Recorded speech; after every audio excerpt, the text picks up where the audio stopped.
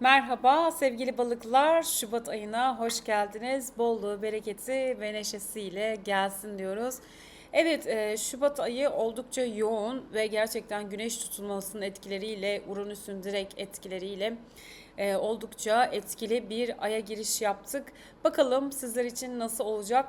Ve 2 Şubat Aslan Dolunayı Türkiye saatiyle 01.09'da sabah saatlerinde gerçekleşiyor. Aynı zamanda Berat Kandilimiz, iyi kandiller diliyorum. Güzel, mübarek olsun kandilimiz. Ve yürekli aslanın yanlış yerlerde çıkışlarına dikkat dediğimiz bir aslan dolunayı olacak. Siz sevgili balıklar ve yükselen balıklar için tam 6. evinize gelen bir ay aslan dolunayı gerçekleşecek. Günlük rutinleriniz, ev iş ortamınızdaki düzenlemeler ve sizin için değer görmek, yaptığınız işten, emekten takdir görmek, iş ve ev ortamınızda tabii ki bu alanlarda kişilerle fark edilmek önemli olacak. Öte yandan egosal çatışmalar, uzun süredir ihmal ettiğiniz konular üzerinde ortaya çıkabilen bir ay aslan var. Burada biliyorsunuz aslanın enerjisi oldukça cesur. O aslanın asil duruşuyla, güneşin enerjisiyle görünür olmak, takdir edilir olmak, yine otorite figürleriniz tarafından, üstleriniz tarafından anlaşılır olmak, emeklerinizin görülmesini istemek çok doğal bir şekilde çıkıyor olacak. Tabii ki öte yandan gerilimli haller de veriyor. Çünkü Mars'la MC ile karşıt yapmaya başlayacak. Siz sevgili balıklar ve yükselen balıklar uyumlu, ılımlı insanlarsınız. Ancak bu defa lütfen sınır koymayı unutmayın. Belki de Ay Aslan burada sınır koymanızı, kendinizi merkeze alarak öncelikle kendiniz sonra başkaları için fedakarlık yapmak, hizmet etme duygusunu görünür kılmaya başlayacak. İş ve çalışma konularınızda özellikle duygularınız size ağır gelebilir ya da size ağır gelen yükleri fark etmede çok faydalı bir aslan dolunayı olacak.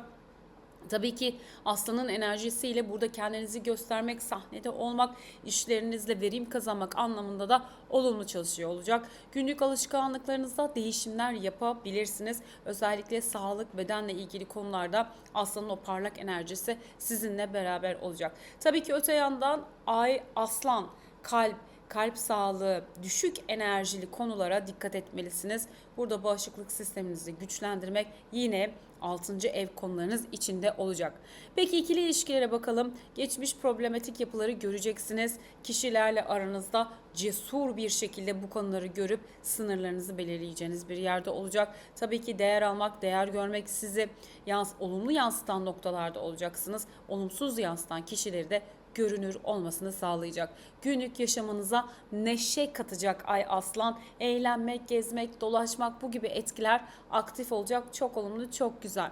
Aslan bir kraldır biliyorsunuz. Hani aslana baktığımız zaman kral olan kişi en başta ben çok iyi bir çiftçiyim der. Adeta sizin için de kendi toprağınızı ekmeyi bilen, aynı zamanda etrafınızdaki kişilerle paylaşımcı, o cesur, neşeli ve cömert kısımlarınızı aktive edecek. Çok güzel sevgili balıklar. Ama bu sürede tabii ki kendinizi de unutmayın. Etrafınızda fedakarlıklarda bulunurken lütfen kendi kalbinizdeki dengeyi de kurmayı unutmayın sevgili balıklar. Peki para konularına bakalım. Para konularında dengeli düzenlemeler yapacaksınız. Günlük harcama ve masraflar yapılabilir der fakat biraz burada tabii ki Mars'ın etkisiyle düşündüğünüzden biraz daha fazla çıkmasına neden olabilir. Beklenmedik geçmiş ödemeler, bunları düzenleyeceğinizde bir aslan dolunayı olacak. Ve sağlık konuları tabii ki kalp sağlığınız demiştik. 6. ev beden dolaşımı, özellikle karşıt evindeki kovanın 12. evdeki yerleşimiyle stres ve gerginliğe bu sürede dikkat. Ve bunun haricinde tabii ki güzel bir dolunay olacağına eminim sevgili balıklar. Güzel, hayırlısı, bolluğu, bereketiyle gelen bir aslan dolunayı diliyorum. Ve 4 Şubat Uranüs Boğa burcunda retrosunu bitiriyor olacak. Toplamsal konuları işaret ediyordu biliyorsunuz. Para, somut konular. Uranüs buradaki gerilemesi sizin için tam 3. evdeydi. Yolculuklar, işler, planlar, bunlar belki biraz yavaşlamış olabilir ve tabii ki toplumun içindeki etkisi, çevreniz, dışarıdaki etkilerden değer verdiğiniz konularla ilgili hareket ediyor olacak. Paranızı, çevrenizdeki kişilerle hızlı gelişmeler ve burada tabii ki vakit nakittir diyorsunuz adeta sevgili balıklar ve yükselen balıklar. Vaktiniz değerli olacak. Etrafınızdaki kişilerle hızlı ani gelişmeler, sıra dışı gelişmeler, yolculuk planları, yurt dışı işleri, bunlarla ilgili aktif bir sürece doğru geçiyor olacaksınız. Tabii ki burada Uranüs son derecelerde tamamlanmalar getirecek. Artık bazı şeyler tamamlanıyor olacak. Hem düşüncesel boyutta hem de iş ticaretinizle ilgili gerçekten tamamlama, olumlu süreçlere doğru ilerliyor olacaksınız. Ve 7 Şubat Merkür Balık burcuna geçiyor. Sizin burcunuzda Balık'ta bir stelyum oluşmaya başlayacak. Venüs de Balık burcunda yücelim noktasında hareket edecek. Bu da sizin tabii ki yükselen balık ve balık olarak birinci evinize geliyor. Buralarda gezegenleriniz varsa çok etkin çalışacak. Çok güzel günler, duygusal etkiler, psikik yetenekler, empatlık, şefkat ve tabii ki burada Venüs'ün birinci evinize gelmesiyle güzellik, bakım, estetik bu işlemler içinde oldukça güzel olacak. Sizin birinci evinizde o balığın merhameti, zarafeti, çekiciliğini ön plana getiriyor. Hisleriniz ses tonunuza kadar yansıyan, beden dilinizi pozitif şekilde yüksek titreşime çeken bir noktada olacak. Adeta sevgili balıklar ve yükselen balıklar konuşarak o Venüs balığının yücelim etkisiyle, şefkatle, sevgiyle, empatiyle kişileri mıknatıs gibi kendinize çekeceksiniz. Zaten güzellik bakım işlemleri için güzel demiştik. Parlak bir dönem olacak sizler için. Ve 12 Şubat'ta Merkür, Venüs ve Kuzey Ay düğümü çok güzel bir şekilde kavuşuyor. Yay burcunda Lilith'imiz vardı. İstekler, amaçlar 10. evinizde, kariyer, burada görülmek, ilerletmek. Tabii ki birinci evinizde planlar yapıyorsunuz sevgili balıklar. Sanat, üretim, yazı, müzik, tüm bu konularla yaratıcılığınız çok güzel olacak. Tabii ki eğer sanat, yaratım bu işlerdeyseniz sezgilerinize güvenerek gerçeklikten kopmadan bu anlamda sizi çok üretken, verimli bir dönem bekliyor sevgili balıklar. Ve 14 Şubat Satürn Koç burcunda 0 derecede tarihi bir kavuşum yapacak. Satürn Neptün Koç kavuşumu gerçekleşiyor. Bunu YouTube kanalımdan çekmiştim. Oradan bulabilirsiniz. Satürn Neptün 0 derece Koç kavuşumu. Tabii ki sizler için sevgili balıklar burada ikinci evinize yerleşecek. Tam para evinizin içine. Burada yoğun bir etki veriyor. Tabii ki sağlık, beden konuları bunları da işin içine alıyor. Ama öncelikle para konuları, parayı yaratma, parayı güvenceye alma. Burada yepyeni karmik ve kadersel bir döngü başlatacak Satürn.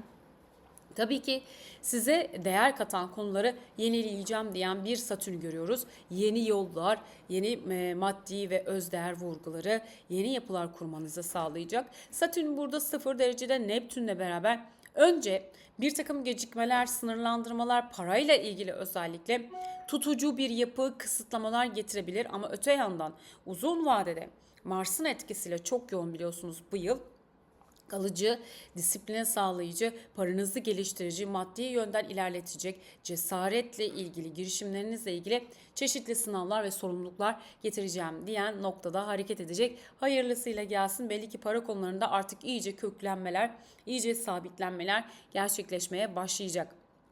Ve 17 Şubat parçalı güneş tutulması gerçekleşiyor.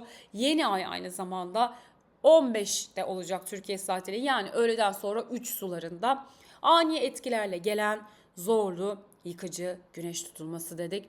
Sizin için 12. evde. Lütfen merak etmeyin. Burada 12. evde sizin tam evinize kova stelyumu yerleşiyor olacak 12. evinizin için, ama burada özellikle geçmiş konular, bilinçaltı konuları sizi uyandıran, ruhsal olarak yeni bir döngüye hazırlayan bir süreçte olacak sevgili balıklar. Zaten 12. ev sizin eviniz biliyorsunuz. Neptün de zaten 0 dereceyle Satürn'le beraber ilerliyordu.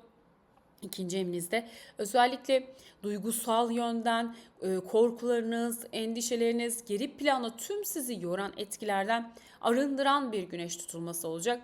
Resmen tüm konuları geçmişte bırakıyorsunuz sevgili balıklar ve yükselen balıklar. Her şeyi kapatıyorsunuz. Duygusal olarak, maddi olarak, ruhsal olarak hem farkındalığınız artacak hem de yeni bir uyanışa geçiyorsunuz. Burada en önemli noktalardan bir tanesi tabii ki burada adeta yavaşlayarak, geri plana çekerek, bilinçli olarak geri plana çekilerek sizi siz yapan durumlardan özgürleşmek, bağımsızlaşmak, adalet duygunuz da çok yükselecek. Ve aynı zamanda tabii ki toplumsal konular. Biliyorsunuz Kova aynı zamanda kolektif konular demek.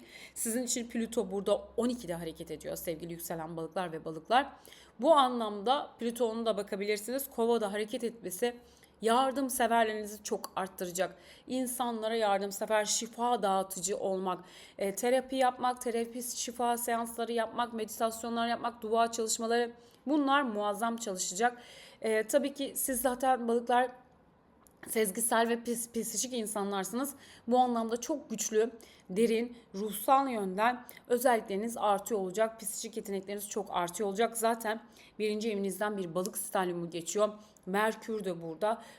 Adeta empat ve psikik yetenekleriniz had safhaya çıkacak. Bu sürede haberci rüyalarda oluşabilir. Tabii ki öte yandan yurt dışı konuları, yurt dışı yabancılar, kapalı alan çalışmaları, hastaneler, burada etkin çalışmalar içinde olacağınızı görüyoruz. Adeta bir şifa dağıtıcısı gibi çok güzel bir şekilde çalışıyor olacak. İkili ilişkilerde tabii ki yine tamamlanmalar, bırakışlar, görünmeyen etkileri çok net bir şekilde hem sezinliyor hem de görüyor olacaksınız. Yeni kararlar, düşünceler, burada yeni olumlu bir sürece doğru geçiş yaptığınızı görüyoruz. Para konularında sizin işinize yaramayan tüm konuları eliyorsunuz.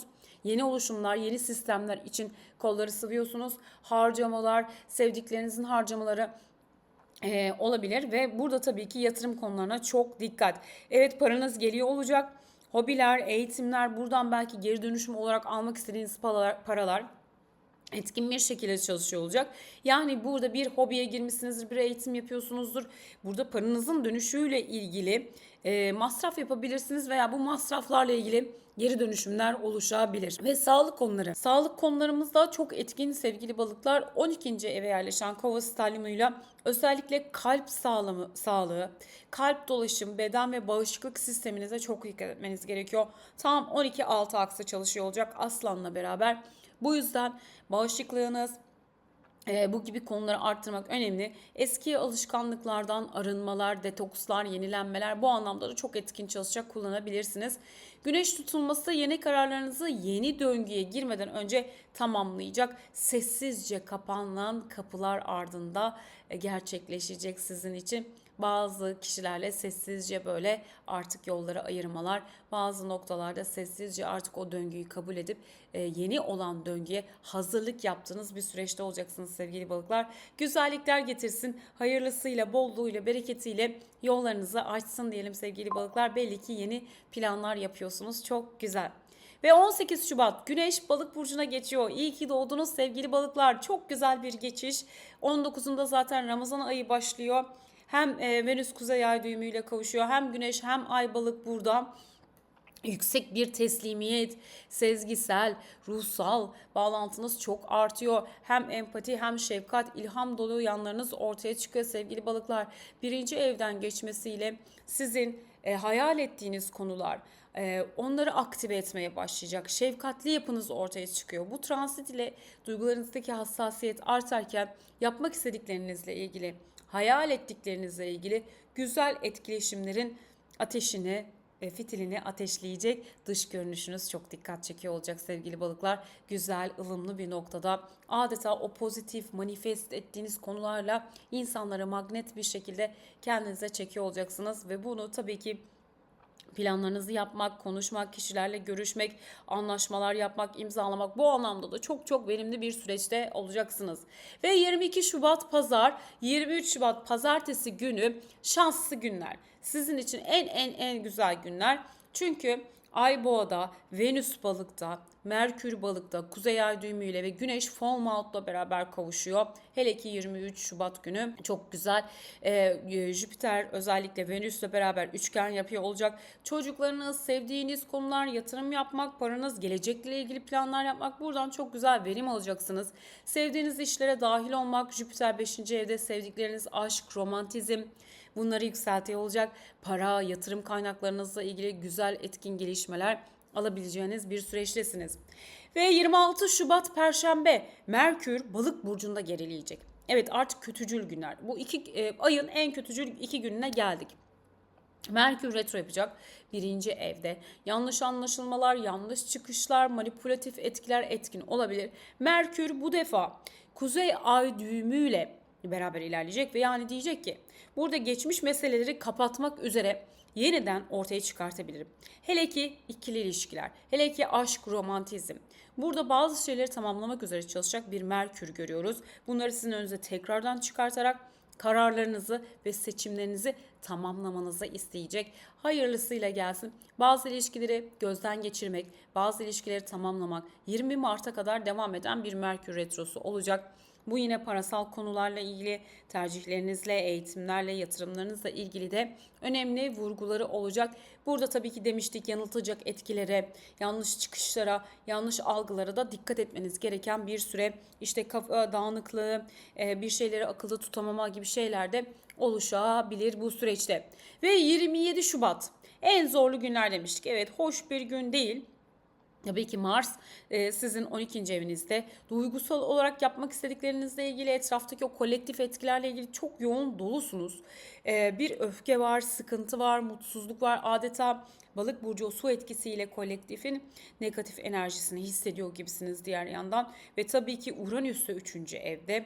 Burada düşüncelerle ilgili özgürlük, bağımsızlık, dijital sorunlar, internet, teknoloji, bunlar sorun yaratabileceğini gösterirken aynı zamanda yakın çevrenizle ilgili bir takım durumlarla ilgili duygusal olarak sizi çok zorlayacak konuşmalar, görüşmeler de olabilir. Bu süreç zorlu. Lütfen öfkeye dikkat, ani çıkışlara, öfke patlamalarına, çevreden size gelebilecek ve sizin çevreye verebileceğiniz tepkilerin büyüyebileceğini gösteriyor.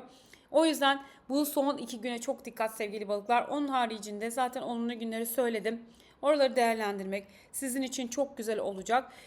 Güzel bir ay diliyorum sevgili balıklar. Belli ki çok etkin bir şekilde 12 eviniz çalışacak ve 6. eviniz çalışacak. Yeni arınmalarla sessizce dosyaları kapatıp yepyeni gündemlere doğru geçtiğiniz bir ay. Bolluğu, bereketi, neşesiyle gelsin. Beni izlediğiniz için çok çok teşekkürler. Sevgi ve selamlarım.